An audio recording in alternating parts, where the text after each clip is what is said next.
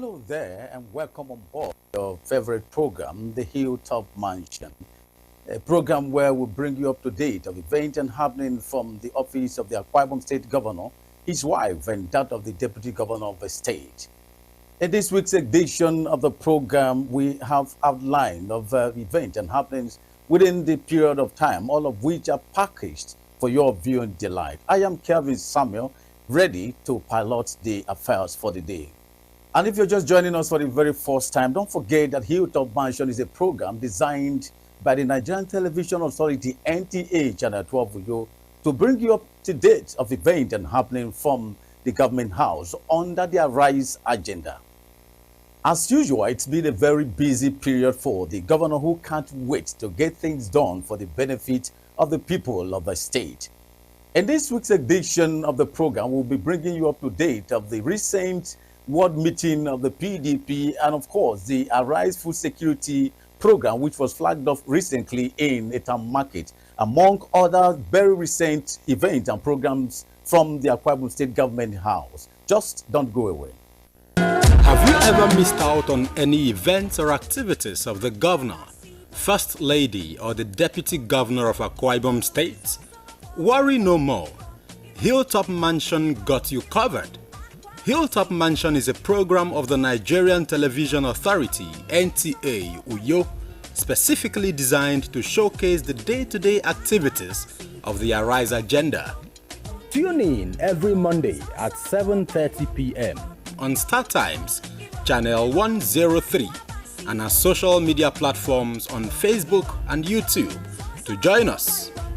Hilltop Mansion, showcasing the Arise agenda.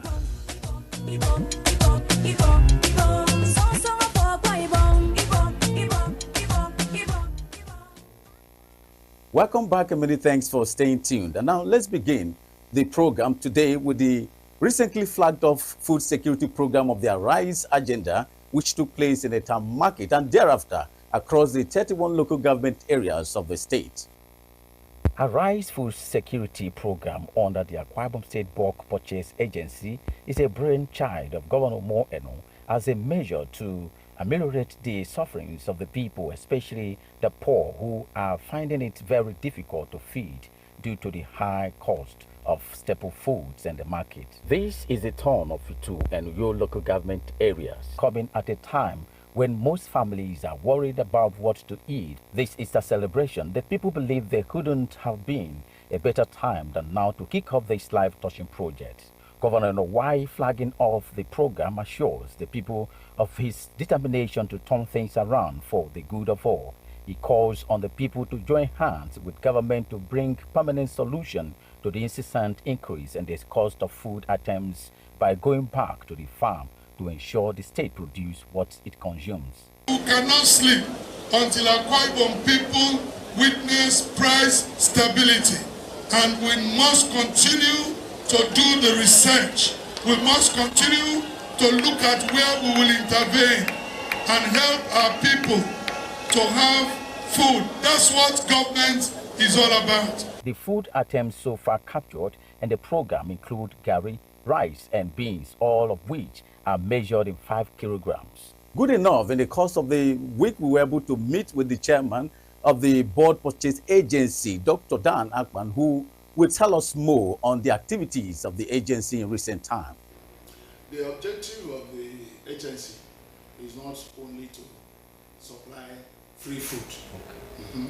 Is to ensure that people, after eating the free food, not because not everybody is eating the free food, it's only the poorest of the poor. Yeah. So, but those who are not poor are still hungry. So what we will do is to ensure that we purchase, that's why they call it bulk purchase. We purchase in bulk, and store it somewhere. That is, we get it from the farmers, we will get the foods from the farmers. From the farmers, we get to the office, that is our agency. From the agency to the agents in the market, that is the people that are going to dish out or deem this our voucher, yes. Then to the poorest of the poor. So that's the process we will follow. So it's something that it will go for more than this. It will subsidize the price of goods. Let's say if there is, 100,000 a bag, we can subsidize and sell it at 70,000 a bag. The governor has also expressed readiness to partner indigenous firms for the actualization of his Arise agenda for improved agriculture in the state. This was during the visit to Batola Machines Limited.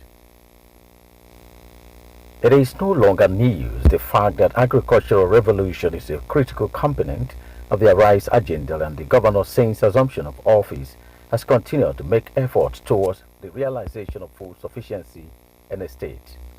To achieve this, there is need for modern agricultural tools.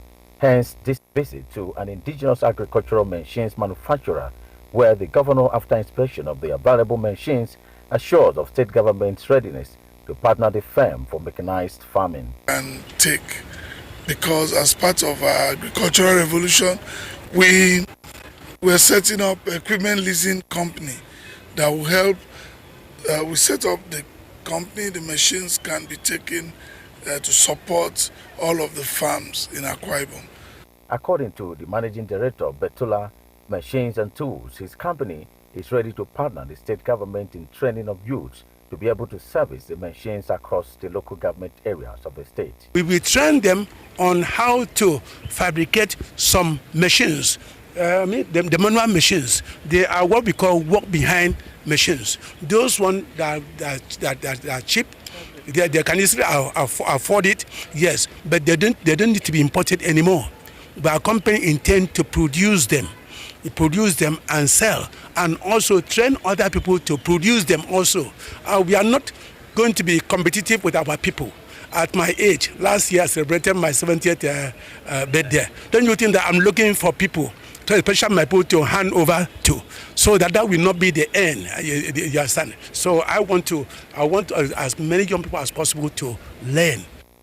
On ground at the firm are different agricultural machines for different purposes, most of which are locally fabricated.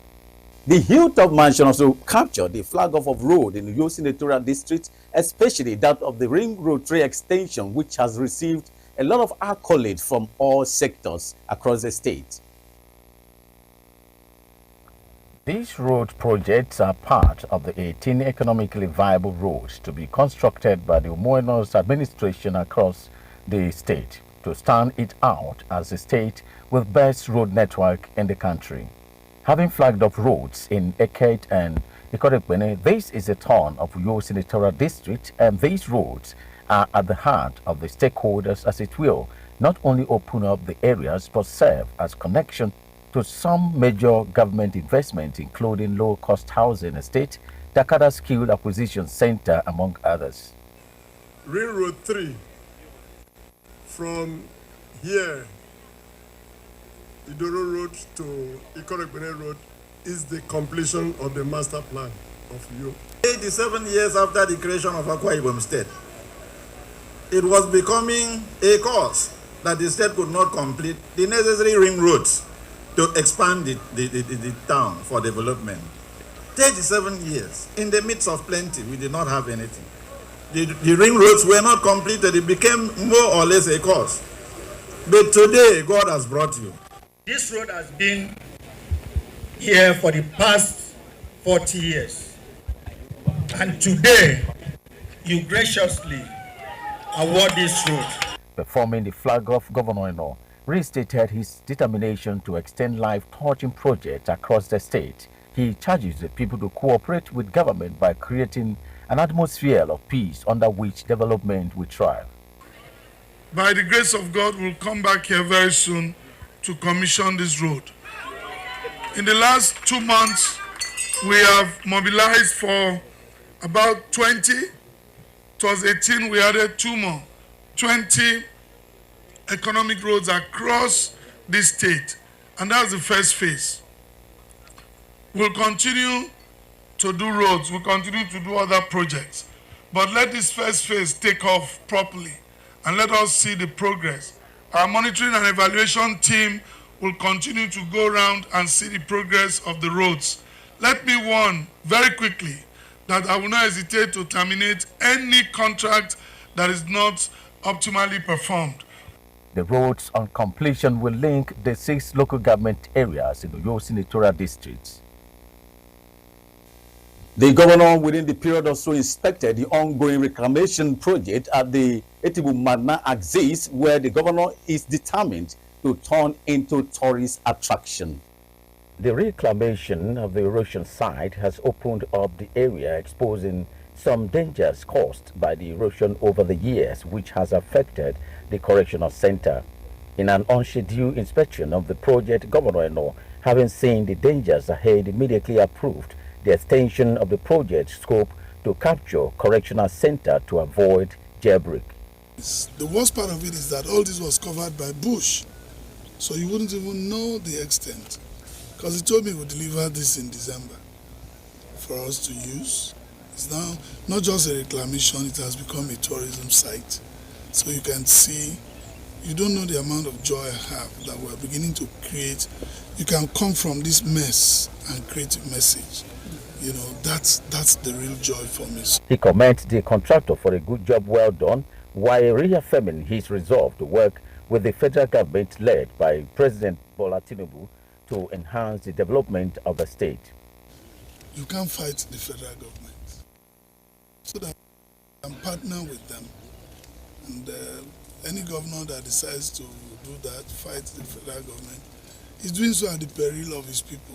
The project on completion will not only reclaim the land, but will turn it into tourist attraction where people can visit for relaxation.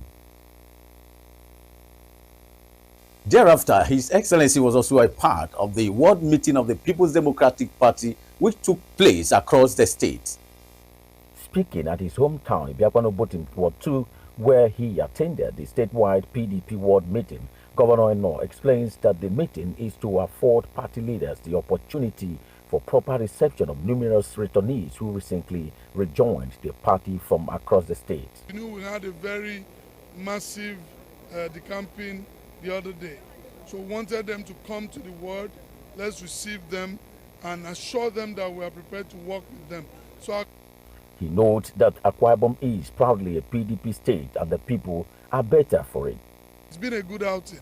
We intend to continue to build up the party, to continue to work for our state and continue to support our president at the center.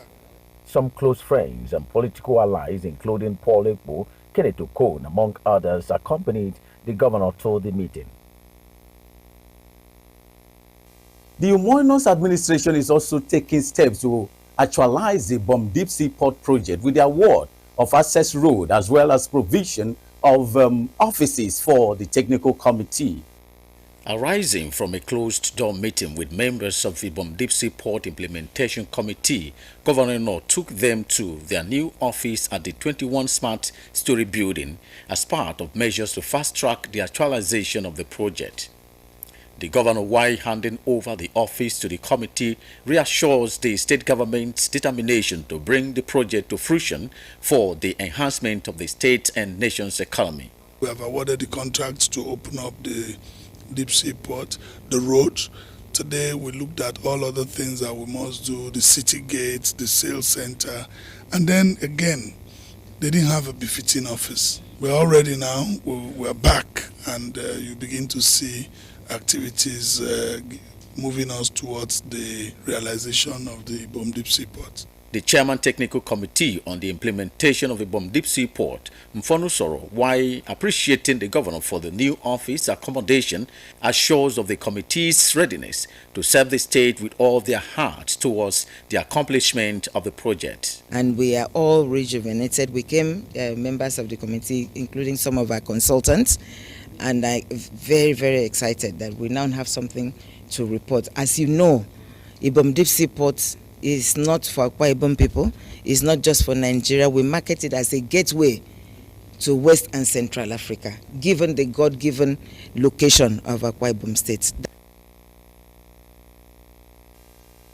The state government has also expressed readiness to partner the Nigerian Army for the provision of affordable housing for retired personnel. This was during a courtesy call on the governor's office in their government house.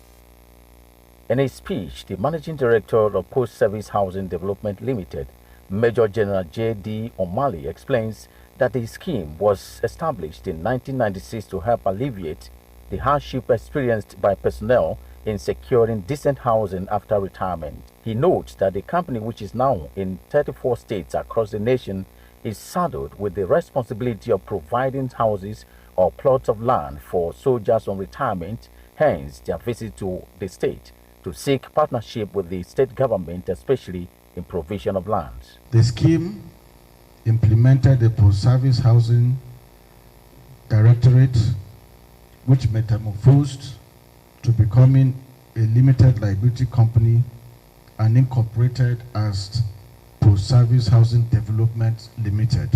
Governor Ono, while commending the Chief of Army Staff for the initiative, says it is necessary to provide such facility for post-service given the nature of their jobs to the country. He assures that the state government will follow up with the process of providing the needed 200 hectares of land for this purpose. I'm always worried when I see our people go through all they go through and they leave. And, you know, I guess what happens in the police is not too different from what happens in the military, because after you retire or you exit, they give 3 months for you to leave the barracks. And the question is always to where. And so this is a very, very laudable project, and we believe our state should be able to key into this. The scheme on completion is to house 60% military and 40% civilians to avoid barracks kind of experience. Well, this is where we call it a wrap on this week's edition of your favorite program. I remain Kelvin Samuel, hoping that you tune in again on Monday, 7:30 p.m. on StarTime Channel 103 and all our social media platforms on the Facebook and YouTube. Do have a great day.